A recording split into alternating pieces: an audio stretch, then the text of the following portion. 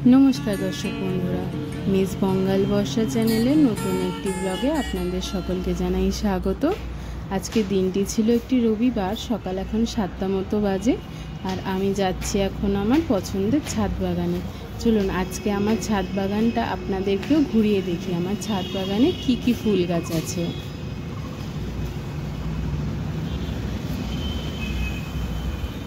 এই যে এখানে আছে দুটো পর্তুলিকা গাছ বা অনেকে টাইম ফুল গাছও বলে থাকে।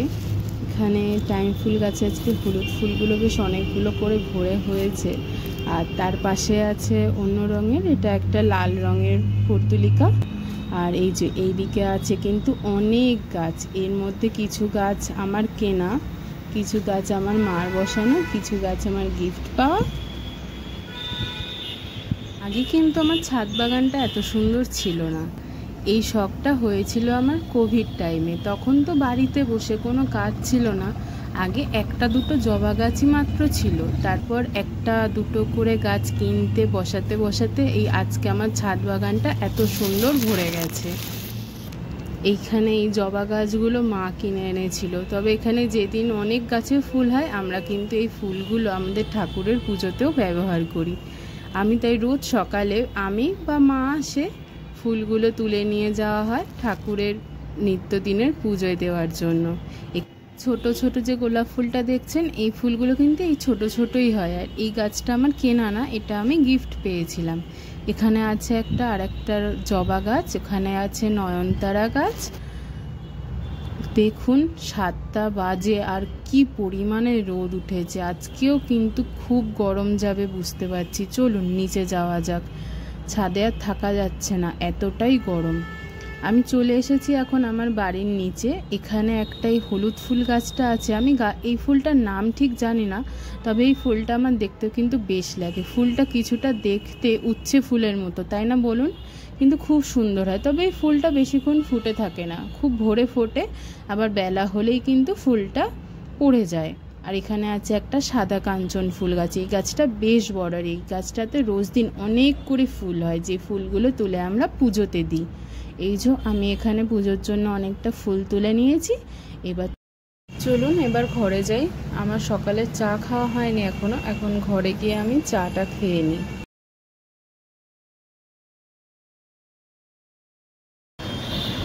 সকালবেলায় মা আমার জন্য লিকার চা বানিয়ে রেখে দেয়। আমি সকালে দুধ চাটা খাই না, দুধ চাটা খাওয়া সকালে একদমই ভালো না, অম্বল হয় তাতে।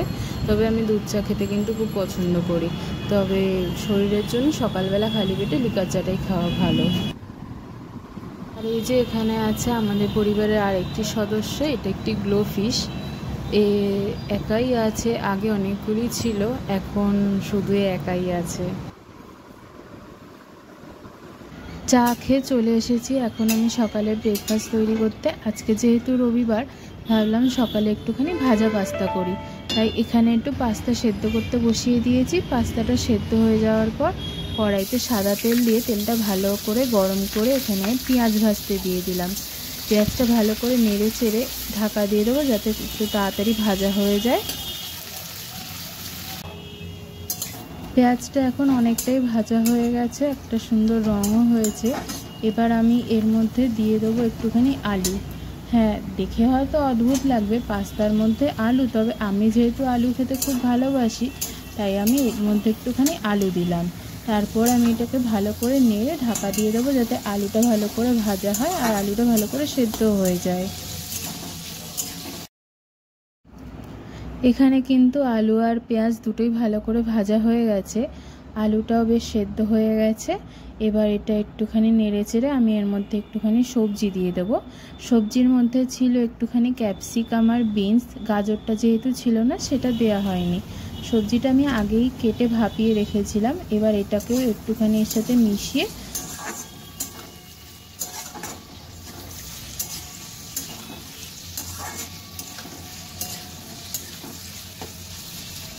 সমস্তটা এখন অনেকটাই ভাজা হয়ে গেছে। এর মধ্যে আমি দিয়ে দিচ্ছি একটুখানি লঙ্কা আর রসুন আগে থেকে কুচিয়ে রেখেছিলাম। এইটা এখন একটু এর সাথে ভালো করে মিশিয়ে দিচ্ছি। সমস্তটাই ভালো করে ভাজা হয়ে গেছে আর এখানে আমি একটু দিয়ে দিচ্ছি সয়াবিন। সয়াবিনটাকে আমি এর সাথে মিশিয়ে ভালো করে ভাজা করে নিচ্ছি। ভালো করে নাড়াচাড়া করে সব কিছু মিশিয়ে নিয়ে এখন আমি এতে দিয়ে দিলাম পরিমাণ মতো নুন। নুনটা দিয়ে ভালো করে এটা মিশিয়ে নিতে হবে।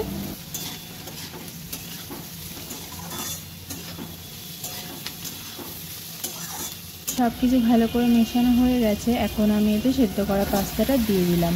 আর এটা কিন্তু লোকাল পাস্তা, কোনো নাম করা ব্র্যান্ডের পাস্তা নয়। আর আমি এটা জাস্ট নর্মালি সেদ্ধ করে জলটা ঝরিয়ে রেখে দিয়েছিলাম, কোনো তেল দিয়ে রাখিনি। কিন্তু এটা কিন্তু সেরকম কড়াইতে লেগে যায় না, বেশ ভালোই ছাড়া ছাড়াই থাকে। আর খেতে কিন্তু বেশ ভালোই, খুব কিন্তু খারাপ নয়। এখন সবজিগুলোর সাথে পাস্তাটা ভালো করে মিশিয়ে নিচ্ছি। আর এখানে দিয়েছি আমি একটু সয়া সস আর রেড চিলি সস। আমার যেহেতু ঝাল ভাল লাগে তাই একটু ঝাল ঝাল করার চেষ্টা করছি। সমস্তটা মেশানো হয়ে গেছে। এবার এটা ভালো করে একটু ভাজা করে নিলেই হয়ে যাবে। এই দেখুন ভাজা হয়ে গেছে বেশ সুন্দর। লাস্টে আমি একটুখানি এর মধ্যে অরিগ্যানো দিয়ে দেবো। ব্রেকফাস্ট তৈরি করা হয়ে গেছে। আমি নিজের জন্য প্লেটে তুলে নিয়েছি, নিয়ে সুন্দর করে সাজিয়ে নিয়েছি। আর এটা খেতে কিন্তু বেশ ভালো হয়েছিল। যদি কেউ বাড়িতে তৈরি করে থাকেন আমাকে কিন্তু কমেন্টে জানাবেন যে কার কার পছন্দ হয়েছে এটা। বিকাল হয়ে গেছে, এখন 4:30 একটু বেশি বাজে। আর আমি সেজে গুজে তৈরি হয়ে এখন বেরোচ্ছি। বন্ধুরা মিলে একটুখানি প্ল্যান করছি ঘুরতে যাবো। কোথায় যাচ্ছি সেটা আপনারা ভিডিও দেখলে বুঝতেই পারবেন। এখন বাজে 4:56, বেরিয়ে গেছি বাড়ি থেকে তৈরি হয়ে।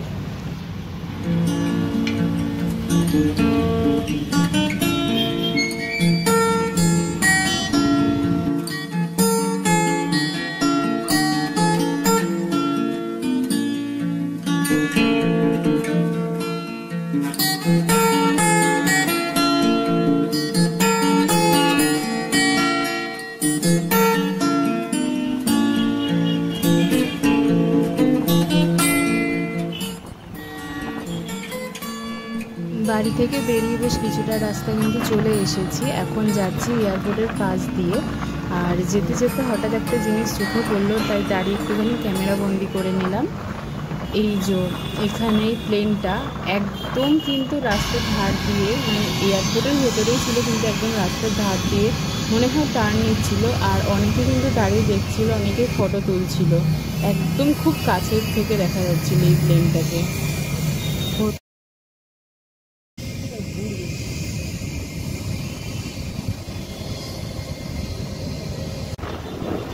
সেই যে আকাশে ওই প্লেনটা দেখতে পাচ্ছেন, এই প্লেনটাই না তখন টার্ন নিচ্ছিল, মনে হয় উড়বে বলে।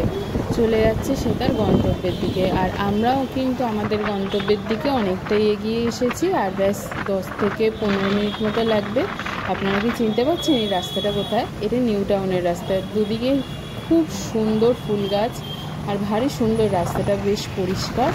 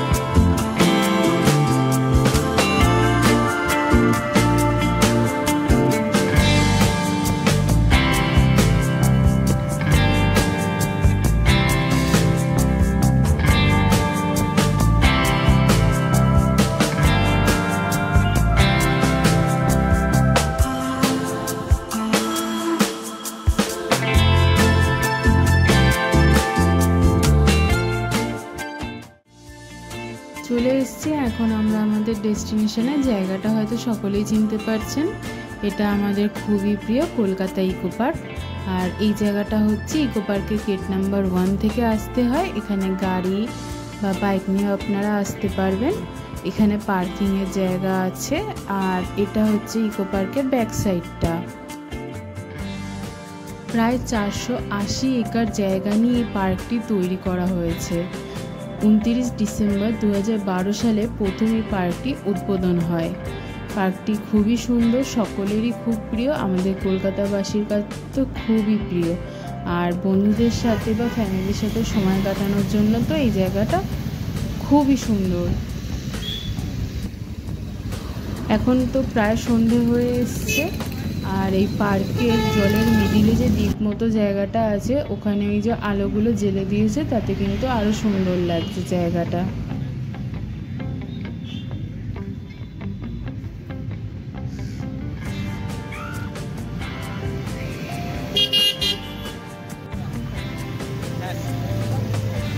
সন্ধে নামার পর এখন বেশ অন্ধকার হয়ে গেছে, আর যে আলোগুলো জ্বলছে তাতে কিন্তু এই জায়গাটা বেশ অপূর্ব সুন্দর লাগছে। এই যে জলে আলো যে রিফ্লেক্টটা পড়ছে, দেখতে কিন্তু খুবই সুন্দর লাগছে।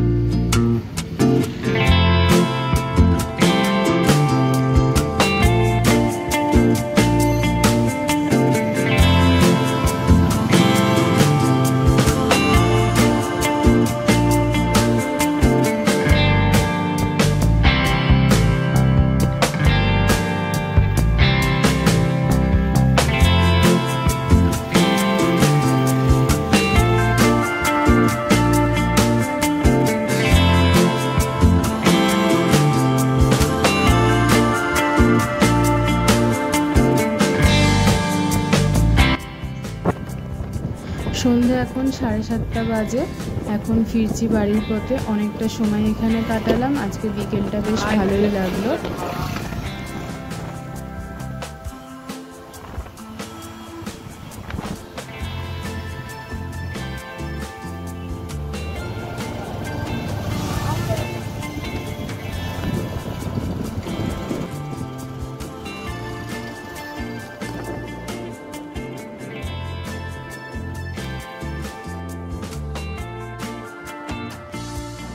আজকের ভিডিওটা তাহলে এখানেই শেষ করছি। সবাই আমাকে কমেন্টে জানাবেন ভিডিওটা কেমন লাগলো।